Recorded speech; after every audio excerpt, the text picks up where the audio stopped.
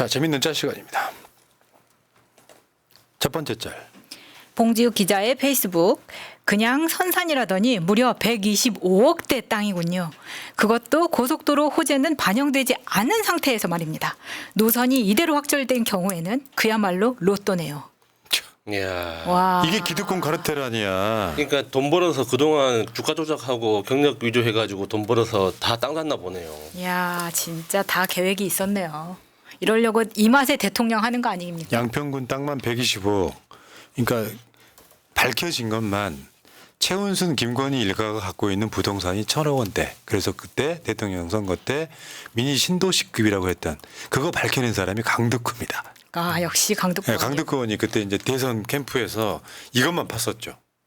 야, 근데 진짜 아씨, 얘네들 보면은 확실히 권력을 잡고 검사 부인이 되고 대통령 부인이 됐을 때 일어나는 일들, 그런 일들이 왜 그렇게 하려고 했는지가, 부자가 되려면 권력을 가져야 되는 지금 예타가 끝난 땅을 종점을 바꾸는, 진짜 말도 안 되는 거죠. 사실 125억 원이면 내가 만약에 저런 돈이 있다 그러면요, 이렇게 시끄럽게 왜 살아요? 방송을 왜 합니까? 맨날 경찰서 다니면서.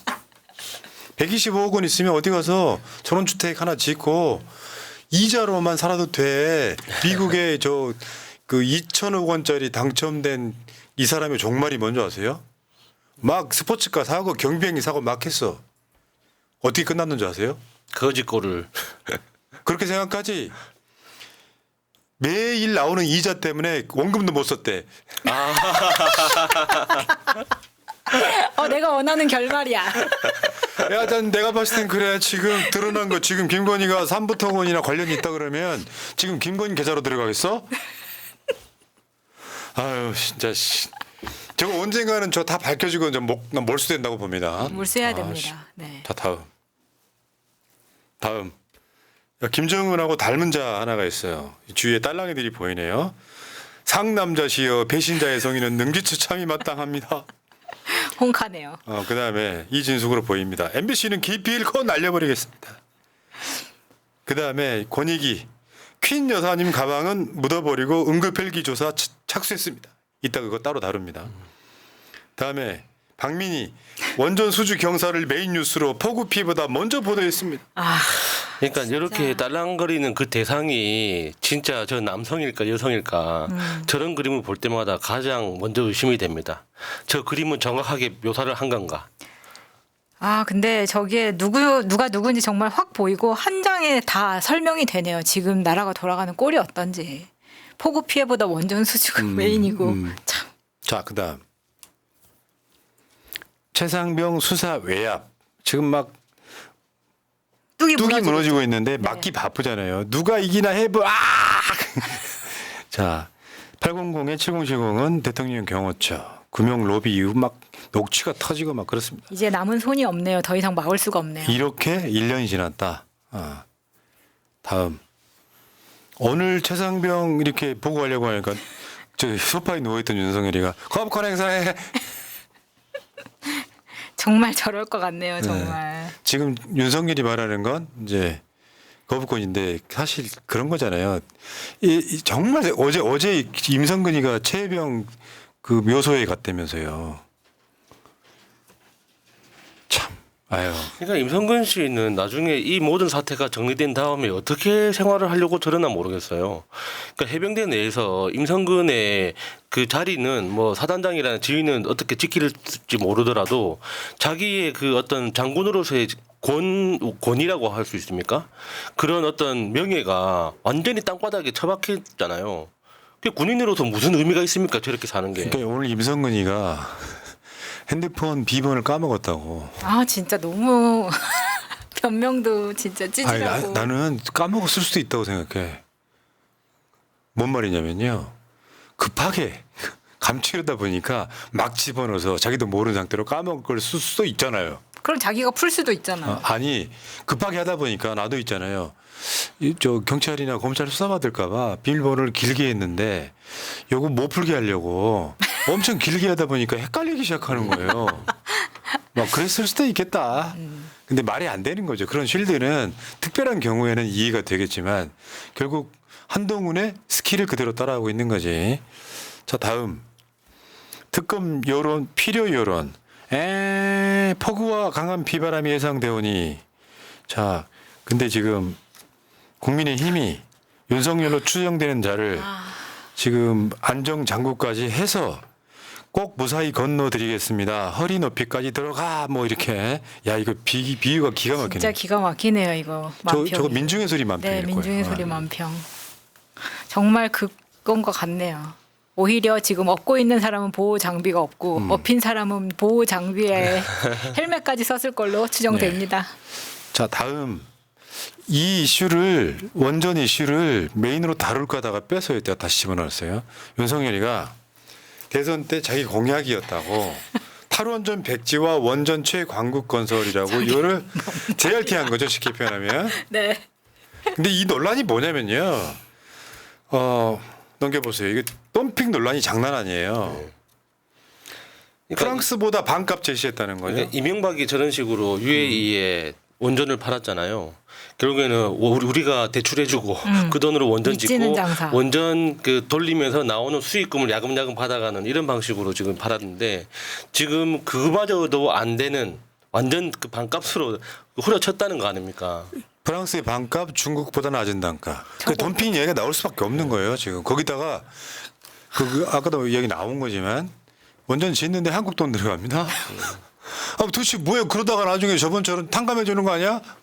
그렇죠. 그래놓고 나중에 비탕감해주고 결과적으로 우리 돈으로 체코 원전 지어주는 겁니다. 야, 미친. 아우 나 진짜. 근데 저걸 우리가 따냈습니다라는 저 뉴스 때문에 하는 거잖아요. 저 느낌은 이번에 동해 석유 나온다는 거랑 좀 비슷한 비슷한 느낌 거죠. 아니에요? 대국민 사기.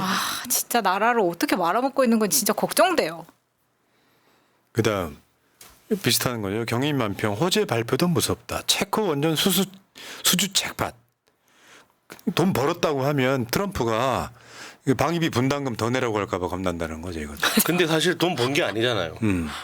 그러니까 그게 그러니까. 겉으로만 버는 거고 뒤로는 지금 미치는 장사를 하고 있는데 그래도 이제 옆에서 트럼프가 보기에는 야 장부상 돈 벌었네. 돈 벌었으면은 더 써야지 이런 논리를 펼 수 있으니까요. 예. 자, 한국만평 한번 볼까요? 지금 수미테리 기소한 사건에 가시방석에 지금 윤석열이가 앉아 있거든요. 그러니까 좀 봐주면 어때서? 미국이 큰 경고장을 날리는 것 같은데 그걸 알아듣는 건지 모르겠어요. 근데 요건 따로 이따 분석해 드릴게요. 다음에 은행권 연체액 12조 육박. 실제로 지금 이게 문제예요. 자영업자분들이나 일반 가계 부채 중에 은행권 연체액만 12조가 됩니다. 저것이 조만간 터지겠지? 이게 중요해. 윤석열이는 지금 체코의 프랑스의 반값, 중국보다 낮은 단가로 수주에 와서 그러니까 간단히 말해서 그렇게 수주에 오면 국민들한테 떨어지는 이득이 뭐냐고. 돌대가리도 이런 돌대가리가 없어. 진짜 무섭네요. 예를 들면 12조. 지금 체코나 이런 데 들어가는 비용을 생각 해보면 차라리 이재명 대표가 한 것처럼 25만 원 주지. 지금 우리가 체코 원전 굳이 안 지어줘도 되는 거잖아요. 미친놈들인 거죠. 막 짓지 못해 안달이 나가지고 고액으로 수주를 해온 게 아니라 다른 나라보다 훨씬 미치는 싸게 금액으로. 해주고. 그러면 당연히 체코 입장에서는 돈까지 빌려준다고 하니 그렇죠. 야 완전 진짜 하지. 돈 한 푼 안 들이고 원전 지어준다는데. 그러니까 사실 당연히 나라 하죠. 돈 쓰면서 본인이 리베이트 받을 수 있는 그런 상황으로 의심할 수밖에 없어요. 이런 걸 나라 팔아먹는다고 하는 거예요. 자기 그렇죠. 지지율 때문에. 그러니까 어제 뭐 난리 나고 막 환호 지르고 난리는 윤석열이가 지가 옛날에 했던 거 JRT하고 이런 짓 했잖아요. 미친. 다음. 여러분 우리는 날마다 중부일보를 지켜보실 겁니다. 왜냐하면 만평들 중에 있잖아요. 최경락 씨는 국민의힘을 까는 게 아니라 주로 민주당을 까거나 그거 만평을 많이 그리시는 분이세요. 근데 이 중부일보란 이름처럼 차라리 극중주의면 나아. 그러니까 윤석열은 못 때리고 민주당 때리는데 그러니까 아마 우리 방송 뭐 어제 보신 분들도 느끼셨을 거예요. 막장 민낯 국힘 전대 폭로전. 여기서 이제 재밌다라고 막 낄낄거리고 있는 이재명 대표 이런 식으로 그린단 말이에요. 넘어가겠습니다. 다음 주에는 어떤 만평이 나올지 나는 중부일보만 지켜보겠습니다. 국민의힘 정말 자뻑전대 폭로전 넘어가시고 국민의힘이 깨지는 소리 들립니다. 진짜로. 나는 국민의힘이 누군가가 당대표가 되고 나서 그다음에 벌어질 일이 난 궁금해요. 분당대회. 아, 다음. 실제로 막가는 전당대회에서 댓글팀 익십, 당무 개입, 김여사 전화, 사천, 공소 취소 청탁 막가는 전당대회가 아니라 막 까는 전당대회. 그러니까 이게 폭로전뿐만 아니라 그러니까는 그 건물 밖에서 일어나는 폭행들 무섭더라고요, 진짜. 야, 근데 여기는 진짜 정윤성 화백은 그 입술 모양하고 국민의힘 마크를 굉장히 잘 캐치했네요. 진짜 그러네요. 네. 박순찬 안전한 싸움, 범죄 폭로, 폭로 청탁, 불법 행위 폭로, 공소 취하, 댓글 공작, 문자, 공천 개입, 댓글팀 각종 중요한 건 검찰은 수사 안 할 거라는 거죠. 길을 특히 막고 있죠. 이원석이 굉장히 얌전하죠. 이원석 표정. 다음 김건희의 문자, 댓글팀의 운영, 공소 취소 청탁, 범죄 정당 해가지고 범죄 집당. 범죄 집당. 저 4명이 다 그렇죠.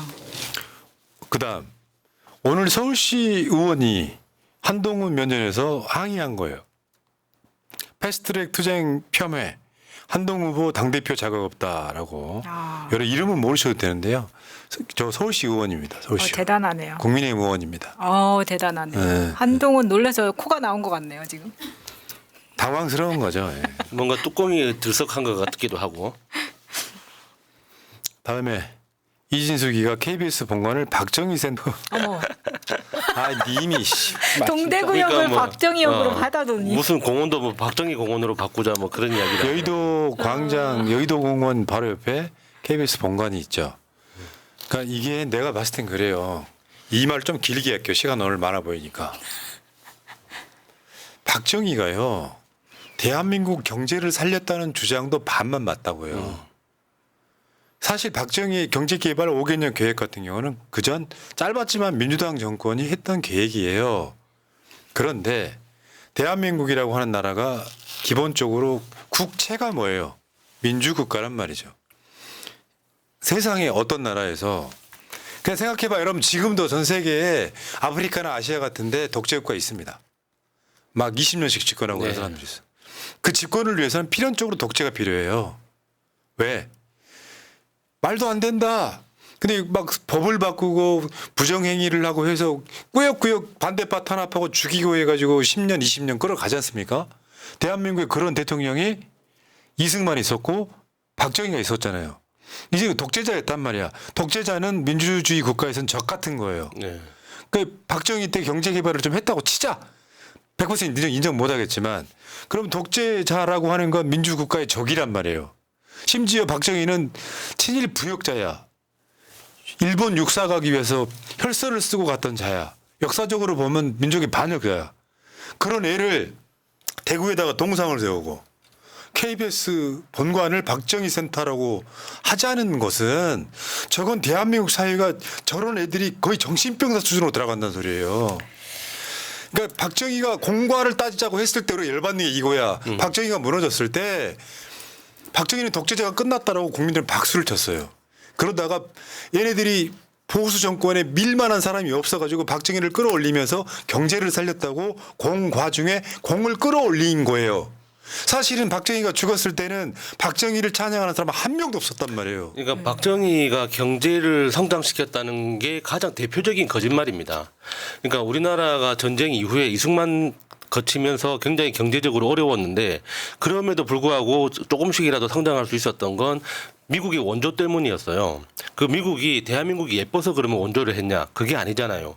중국이라는 거대한 그리고 소련과 중국이라는 거대한 공산 국가 두 개가 바로 붙어 있기 때문에 여기에서 민주주의를 심지 이식하지 못하면 공산주의한테 밀린다라는 그런 강박관념 때문에 그 중국과 소련을 제외한 나머지 아시아, 동아시아에 있는 모든 국가한테 미국이 엄청난 규모의 원조를 합니다. 그래서 박정희 재임 기간 동안 마찬가지로 다른 아시아 국가들도 다 폭발적으로 성장을 해요.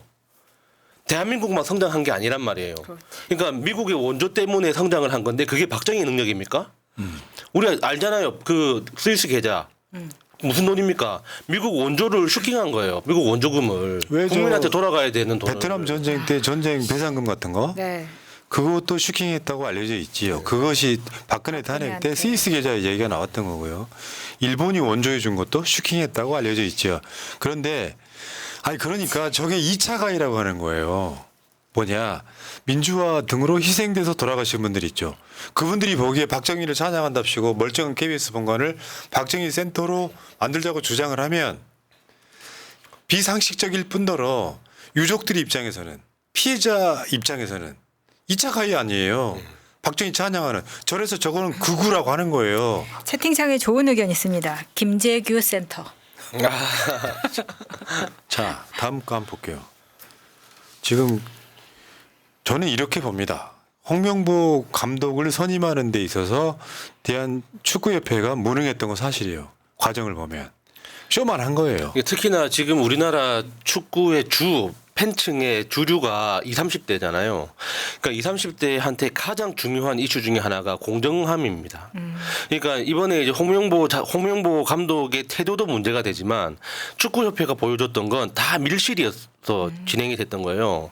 그러니까 누가 봐도 납득하지 못하는 이상한 방식으로 최종적으로 감독을 선출을 했기 때문에 그 축구 팬들을 다 모두가 분노하고 있는 겁니다. 네. 그러니까 이게 홍명보 감독 자체에 대한 비호감도 약간 있겠지만 홍명보가 왜 홍명보여야 하느냐 이것보다 더 중요하게 보는 게 왜 이런 식으로 밀실에서 불공정하게 이렇게 누가 봐도 의심스러운 방식으로 진행을 하느냐 맞죠. 이거에 분노하는 거죠. 여기 이제 핵심은 이런 것도 있어요. 홍명보가 이미 내정된 상태의 느낌이 네. 바로 발표를 하지 못하고 외국의 유명한 감독들을 막 섭외하고 막 뭐 만나보고 있는 것처럼 언론 플레이를 했다는 거예요. 근데 알고 보면 그 해당 감독들은 한국에 올 상황이 아닌 것들임에도 불구하고 그 저번에 한번 저 크린스만이 난리치고 한번 갔잖아요. 막 개판 나고 그 과정에 또 그런 언론 플레이하다 결국 홍명보가 돼버린 과정에 대한 분노다 이렇게 보시면 될 것 같습니다. 다음 김비임사모 오랜만에 새날에 출연하시네요. 대통령 부부 인기가 워낙 좋으니 공짜로 초상화를 그려주는 국민들 또 나오는구나. 똑같다. VVIP, VIP 표정이 똑같다. 이제 둘 다 이제 표정이 반가울 때 짓는 표정으로 잡은 거잖아요. 네, 그러네. 네. 참. 자 다음에 윤석열 지지자들의 비애 읽어주세요. 10대, 친구들이 꺼지래요. 20대, 닥치고 군대나 가래요. 30대, 회사에서 아무도 말을 안 걸어요. 40대, 회사 그만두래요. 50대, 주위에 아무도 없어요. 60대, 등산 모임에도 못 오게 해요. 70대, 자식들도 안 찾아와요. 80대. 노인회관에서 사람 취급을 못 받아요. 실제로 그렇죠. 대한민국이 윤석열 지지한다는 말을 전 세대에 걸쳐서 못하고 있는 상황이에요. 그러니까 지금 윤석열 지지율이 나오는 것들은 사실은 주위에서 대접 못 받는 사람들이나 하고 있는 행위고 전화 면접과 자동응답이 지지율이 차이가 나는 이유는 대놓고 전화 건너편에 상담원한테도 윤석열 지지한다는 말을 못한다는 거죠. 맞아요. 다음 오늘 권성동이가요 법사위원 그 회의가 청문회가 못 올리게 하려고 앞장을 섰는데 정청래 위원장이랑 가까운 사이 아닙니까? 여러분들 기억하시겠지만 둘이 방송도 KBS 방송 되게 오래 했고 친해요. 그 반말하고 막 그래. 그러다 권성동이 앞장을 섰는데 앞에 손피켓 한번 보세요. 탄핵 적시 중단하라. 이게 법사위 회의장까지 들어왔어요. 그러니까 나가라고 하니까 나가야 돼 하면서 반말까지 하더라고. 근데 사실은 박근혜 탄핵 때 국회 법사위원장이 권성동이었습니다. 그래가지고 헌법재판소에 박근혜 탄핵 소추 의결서를 헌법재판소에 전달했던 사람이 권성동인데 탄핵 정치 중단하래 씨발. 저러다가 또 이제 두 번째로 탄핵에 찬성하는 날이 올 것 같네요. 그렇죠. 네. 곧 오죠. 얼마 안 남았습니다. 예, 예. 여기까지가 재밌는 짤이었습니다.